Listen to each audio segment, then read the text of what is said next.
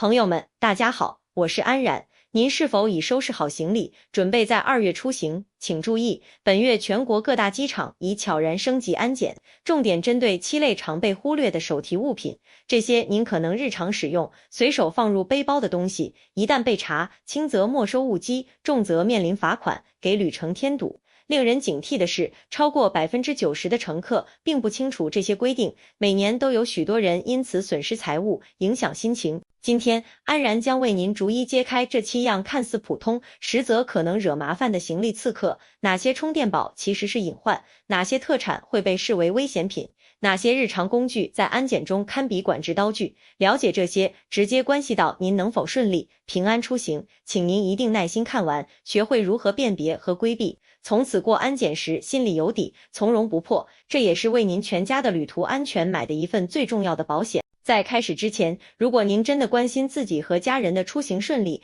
不想在机场狼狈不堪、损失财物，请先点击订阅键并开启通知，这样就不会错过汇点生活未来更多实用的生活避坑指南了。如果您正观看这段影片也感同身受，请在留言区输入平安，若不然则输入0。也欢迎您在下方留言区分享您在机场遇到过哪些意想不到的检查经历。好了，我们进入今天的主题。第一样就是您可能觉得最离不开的续命神器——充电宝。现在出门谁不带个充电宝给手机、平板蓄电呢？尤其是坐飞机、候机、飞行途中，要是没电了，可真是不方便。所以大家都习惯把它塞进随身背包里，觉得这是天经地义的事。但是您确定您的充电宝真的符合规定，能顺利过关吗？最新的安检执行标准对充电宝的检查严格到了前所未有的程度。首先是它的个头和容量有此规定，民航局白纸黑字要求旅客随身携带的充电宝额定能量绝对不能超过100瓦时。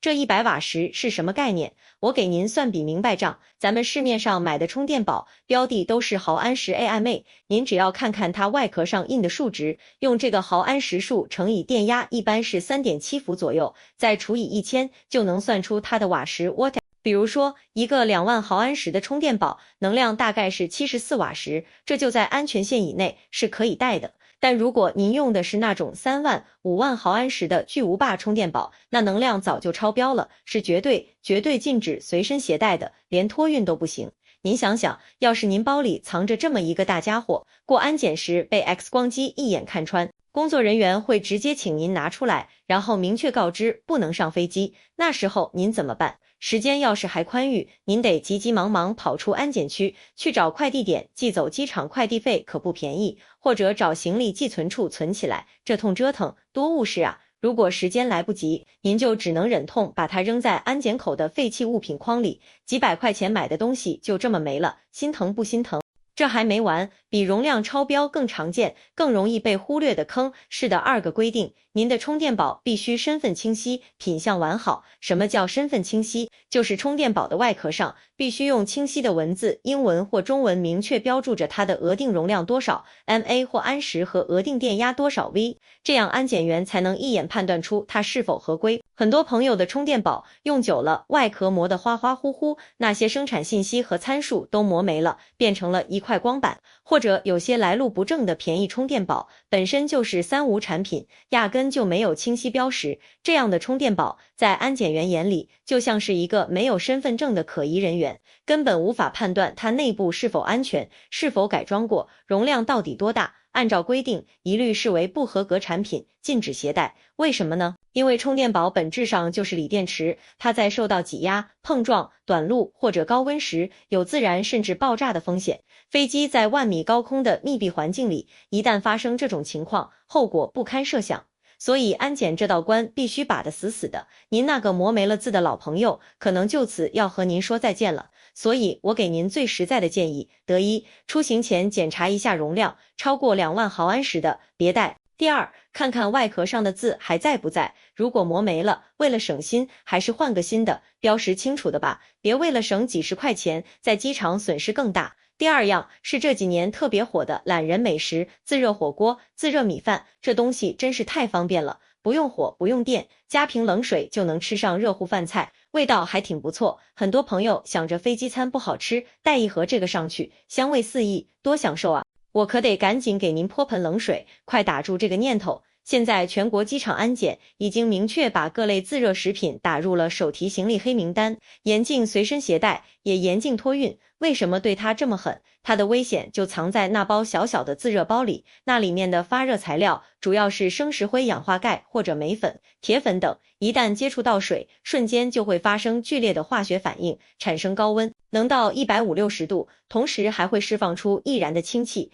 您想想，这样一个像是小型化学实验的剧烈放热的装置，如果放在飞机的行李舱里，万一因为飞行颠簸、行李挤压导致包装破损，水渗了进去，它就会在您完全不知道的情况下，在密闭的行李箱里自己烧起来。这可不是闹着玩的，轻则把您的行李烧坏，浓烟触发飞机火警警报，重则直接引发明火，威胁整架飞机的安全。所以在民航安全体系里，它被明确归类为危险品，没有任何商量余地。下次收拾行李，千万别再把那盒诱人的自热火锅塞进背包了，到了安检口被拿出来，只有丢弃这一条路。您要是真怕饿，带点面包、饼干、独立包装的小零食都是安全的选择。第三样是那些容易迷惑人的液态和凝胶状物品。关于随身液体不能超过100毫升，这个老规定大家都有概念。但新规的执行更加细致严格，而且有很多您可能想不到的东西也被算在里面。首先肯定是酒水饮料，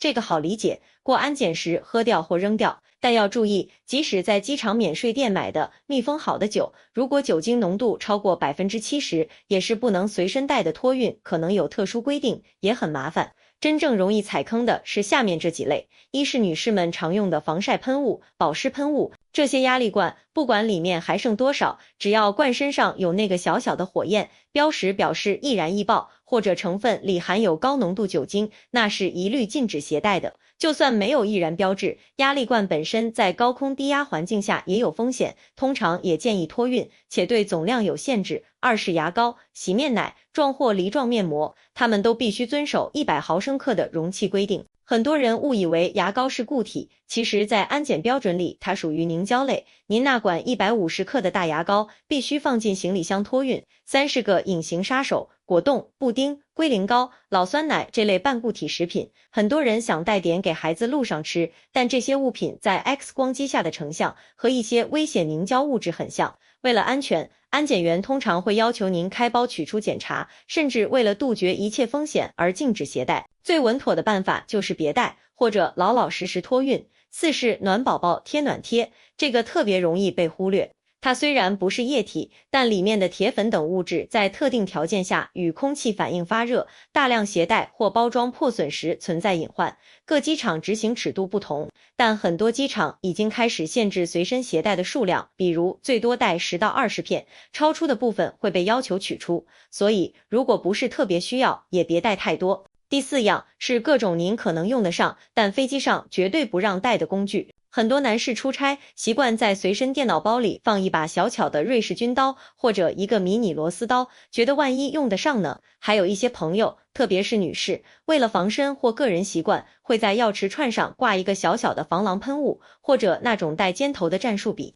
我告诉您，这些在安检员看来，通通都属于潜在威胁物品，是严禁随身携带的。瑞士军刀，哪怕它只有指甲刀和镊子，只要它包含了任何刀片、剪刀部件，就不能上飞机。螺丝刀、扳手这些更不用说了。至于防狼喷雾，那是明确规定的刺激性危险品，绝对禁止。战术笔的尖锐破窗头也具有攻击性，通常也无法通过。您的初衷可能是方便或寻求安全感，但民航安全是压倒一切的，任何有可能被用于威胁航空器或他人安全的物品，都必须被挡在客舱之外。这些东西请务必提前收拾到您的托运行李箱里。如果您这次行程没有托运行李额，那就干脆别带，免得在安检口面临艰难选择。第五样是那些有味道的美食，比如榴莲、菠萝蜜。这个规定可能会让一些爱好者感到心痛。榴莲这东西，爱之者觉其香，恶之者避之不及。飞机客舱是一个完全密闭、空气循环有限的空间，而且乘客密度很高。如果一个旅客带了一大盒榴莲上去，那浓烈而持久的气味会对其他乘客造成极大的困扰，可能引发不适甚至投诉。因此几乎所有航空公司都明文规定禁止携带具有强烈刺激性气味的物品，如榴莲、臭豆腐等上飞机。注意，连托运也不行，因为货舱的空气和客舱是连通的。您想想，您精挑细选了一个大榴莲，准备与远方亲友分享，结果在安检口被拦下，既不能带上去，又不能当场吃掉，机场内通常也禁止食用，那场面的多尴尬。这类极具个性的美食，咱们还是留在地面上享用吧。第6样，被伪装或忽视的危险品，这一样最需要大家提高警惕，因为其中一些物品看起来人畜无害，甚至有些就是儿童玩具，但它们本质上属于危险品，是严令禁止带上飞机的。首先是一类特殊的充电玩具或道具，比如有些小朋友玩的玩具枪，即使是塑料的